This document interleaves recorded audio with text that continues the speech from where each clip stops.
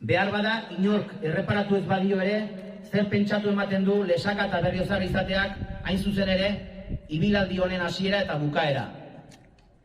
Batetik, Lesaka, hurbil dituena mugaren pasabideak, Nafarren hainbat belaunaldik sufrimendutik iesi, gurutzatu eta gurutzatzen lagundu behar izan dituztenak. Gogoan dugu komite sarea nazismotik iesi zibazenei lagundu ziena.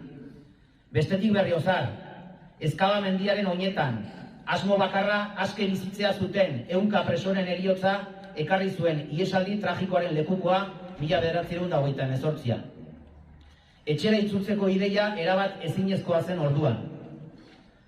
Pues bien, creemos que ha llegado el momento histórico para que las presas y presos comiencen ese proceso de dejar atrás la cárcel y volver a sus casas. Ha llegado el momento histórico de cerrar las heridas del pasado y abrir los caminos del futuro.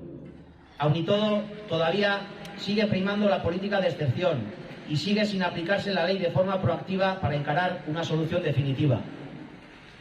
Por tanto, estamos diciendo que vamos a acabar con la política penitenciaria de excepción, que ha estado vigente durante años, que estamos en el camino de acabar con esa política de excepción transgresora que han perpetuado a lo largo de los años y de acabar con lo que ha endurecido las eternas instancias en prisión y los años de sufrimiento para familiares y amigos, y que tenemos que acabar definitivamente para poner camino a casa a cada uno de los ciudadanos y ciudadanas que están en prisión.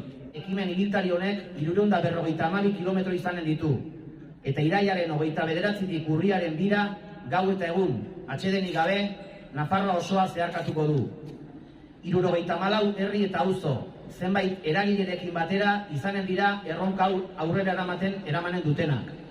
5 kilometrotako 74 errelego, 72 orduz atsedenik gabe, urratsez urrats, ibilian, Bortziri, Malearreka, Basaburua Imotz, Sakana, Lizarraldea, Goie Ribera, Tafai aldea, Izagaondoa, Agoitz, Artzibar, Aezkoa, Erroibar, Esteribar eta Iruñerria eskualdeak zeharkatuz. Por lo tanto, los representantes de los diferentes pueblos, barrios y agentes que nos hemos reunido hoy aquí, queremos hacer un llamamiento a participar en esta iniciativa. Por un lado, invitando a participar durante los días 29, 30 de septiembre y 1 y 2 de octubre en la vuelta. Y por otro, invitando a la ciudadanía de Nafarroa para que el 2 de octubre, a partir de las 5 de la tarde, desde Cuatro Vientos, participe en la manifestación de Rialde para hacer entre todos y todas el último tramo hasta Berriozar.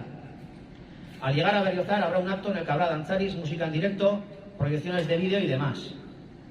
Ekimen honetan parte hartzeko deia luzatu nahi dugu gaur hemen bilduaren herri, auzo zein eragile ezberdinetako ordezkariok. Batetik, irailaren 29tik urriaren 2 itzulian parte hartzeko gonbidapena luzatuz. Eta bestetik, urriaren 2 arratsaldeko 5etan Cuatro Vientosetik Berriozarrera itzuliko azken puskarako herrialde mailako manifestaziora deituz. Presoak etxerako bidean jarri behar ditugu, eta bide hori guztion artean egin behar dugu. Ezinbestekoa da beraz, Nafarroko gizartearen nahia kalean ikusgai jartzea eta eraginkorra izatea. Es imprescindible que las carreteras navarras se llenen de caminantes por la paz y por la libertad. Sin duda, la marcha de Lesaka a Berriozar marcará un hito de cara al futuro. Ánimo denoi eta aurrera, guztion artean lortuko dugu. Eskerrik asko.